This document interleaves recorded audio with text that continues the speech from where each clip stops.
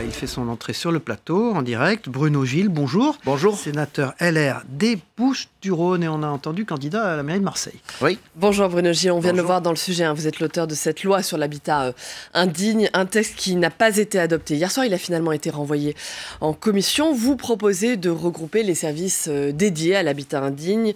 Vous prévoyez également des sanctions plus dures contre les marchands de sommeil. Est-ce que toutes ces mesures sont suffisantes ? On sait qu'il y a 450 000 logements insalubres en France. Est-ce que c'est suffisant ? Non, mais c'est une pièce du puzzle. Moi, j'ai pris l'habitude de dire, depuis ce drame, malheureusement, depuis donc 4 mois, quasiment jour pour jour, ce drame a dû être d'ailleurs un révélateur pour nous tous, qui démontre que finalement, on travaille tous un peu en solitaire, tous finalement en silo. L'État, avec la préfecture et l'agence régionale de santé, les collectivités locales, la ville, les métropoles, l'agence régionale de santé. Donc, finalement, on se rend compte qu'il faut coordonner tout ça. Et cette PPL que j'ai voulu déposer, c'est aussi un signal d'alarme. C'est de dire, voilà tout ce qui ne va pas. Hier, nous en avons discuté aussi avec le ministre. Il y a des décisions à prendre qui ne sont pas dans ma proposition de loi, mais c'est unifier les services, c'est mettre en place de meilleures relations entre les services de l'État et les services municipaux métropolitains.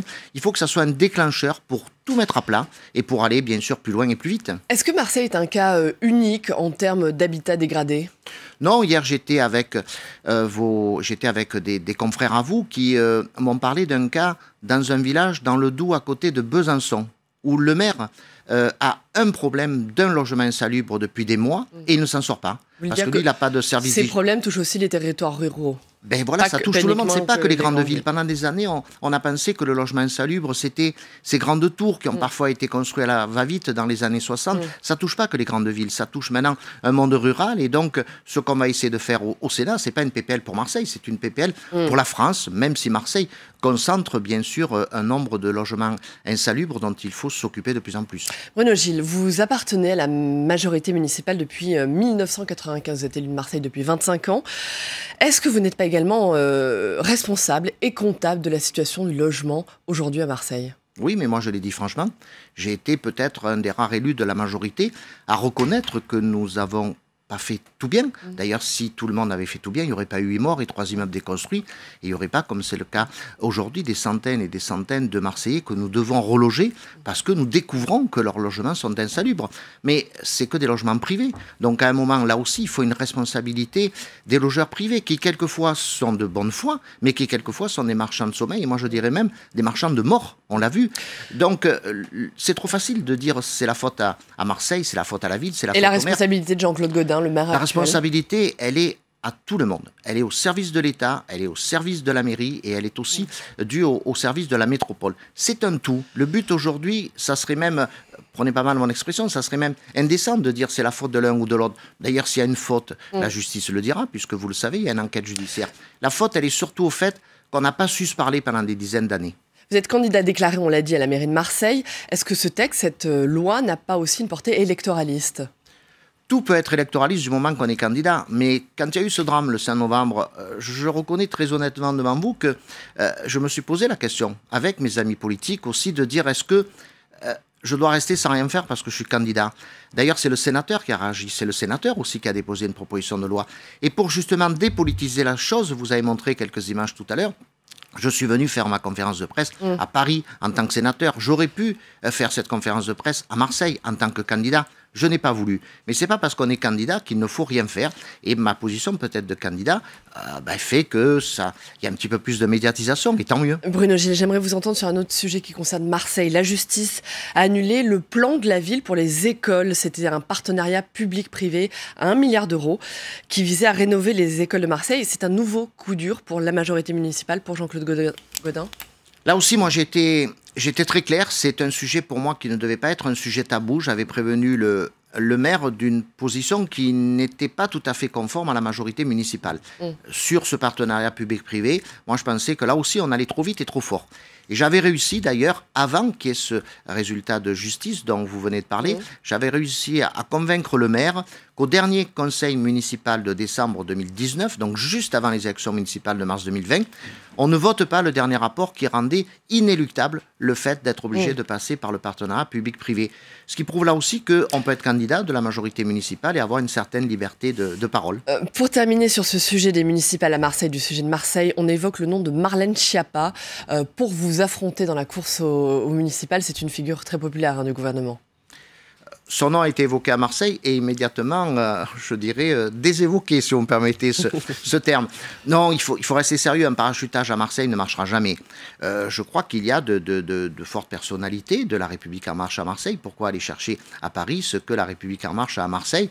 Il y a des parlementaires, il y a des personnalités. À eux de faire leur choix. En tout cas, pour la majorité municipale et pour les Républicains, c'est ma candidature aujourd'hui. On en reparlera. Dans le reste de l'actualité, il y a des recompositions à droite. Jean-Pierre Raffarin a annoncé son soutien à la liste En Marche aux élections européennes en mai prochain. Un choix qui divise un peu plus son parti, les Républicains. C'est un reportage de Jordan Klein. J'adhère au constat, à la vision et au projet. Ce sont les mots employés par Jean-Pierre Raffarin pour annoncer son soutien à la liste La République En Marche aux européennes. Au Sénat, c'est la déception chez les Républicains, sa famille politique.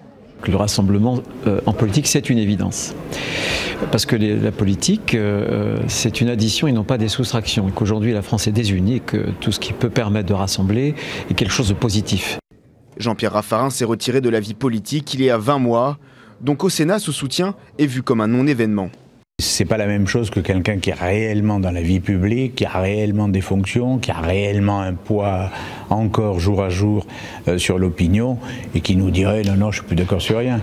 Après, qu'est-ce que vous voulez faire ? On refait pas le monde. La vie continue pour tout le monde. Un ralliement qui n'est pas une surprise. Tout comme son ami politique Alain Juppé, Jean-Pierre Raffarin est loin des idées soutenues par Laurent Wauquiez ou François-Xavier Bellamy, tête de liste Les Républicains aux européennes. Malgré tout, les sénateurs regrettent cette décision. Écoutez, j'aurais préféré qu'il n'en soit pas ainsi. Voilà, j'ai beaucoup de respect et beaucoup d'affection pour Jean-Pierre Raffarin. Bon, il fait un choix, c'est son choix, ça ne sera pas le mien. Je peux le déplorer, mais c'est sa liberté.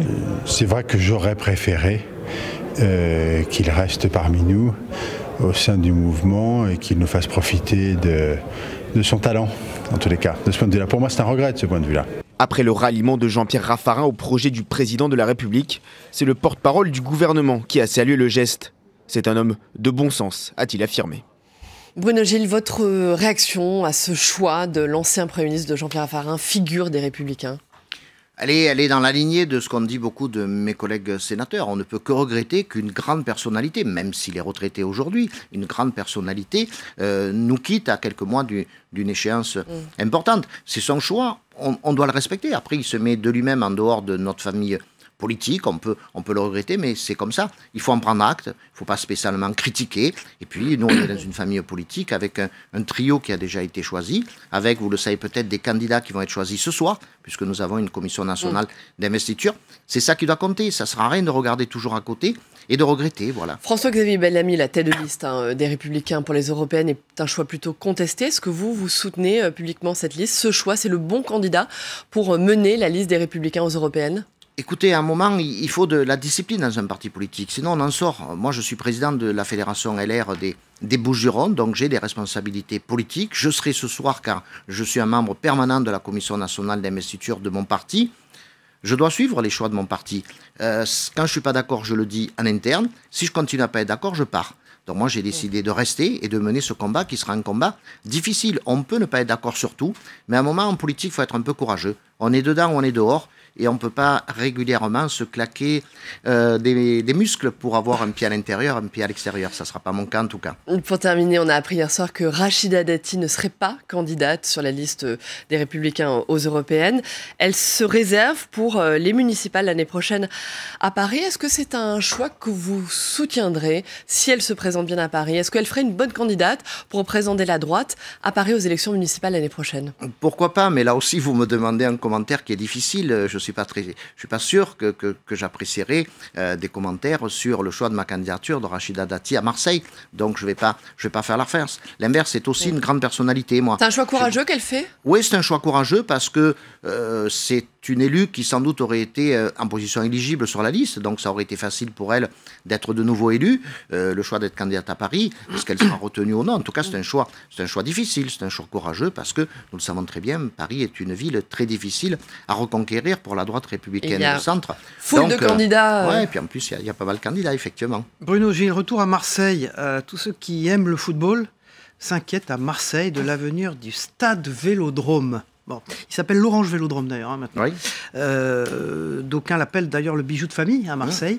Alors, est-ce qu'il va être vendu à la métropole ? Est-ce qu'il va être récupéré par l'OM ? Quelle est votre position là-dessus ? Vous êtes candidat à la mairie de Marseille. C'est très sensible là-bas cette affaire. Oui, et j'ai pris une position là aussi un peu particulière il y a déjà quelques semaines. C'est plus un tabou de parler de la vente du stade Vélodrome. Ça ne plaît pas trop aux Marseillais, vous le savez. Pas sûr. Pas sûr. La situation, la position a évolué. Pourquoi ? Parce qu'il y a eu la création de la métropole et ça fait partie de ces grands équipements métropolitains. Aujourd'hui, la moitié des spectateurs du stade Vélodrome ne sont pas marseillais, parfois même ne sont pas du département des Bouches-du-Rhône. Quand on dit c'est un bijou de famille, c'est un bijou de famille qui nous appartient, mais on paye pour le porter. Oui. Quand on va au stade, on paye. Quand on va avoir un concert de musique, on paye. Quand on veut faire la fête... Vous voulez dire, c'est pas les Marseillais à l'intérieur de la cité qui en profitent forcément. Exactement. Donc, ce débat, il a eu lieu il y a quelques années. Il pouvait avoir lieu. Aujourd'hui, c'est 12-13 millions d'euros par an. Est-ce que c'est uniquement sur les impôts des Marseillais que cette somme doit être sortie ? Moi, je dis, proposons à l'OM d'étudier ce dossier. Si l'OM n'est pas intéressé et que nous ne tombons pas d'accord sur un prix, c'est un équipement métropolitain. C'est donc à la métropole d'en assurer le loyer.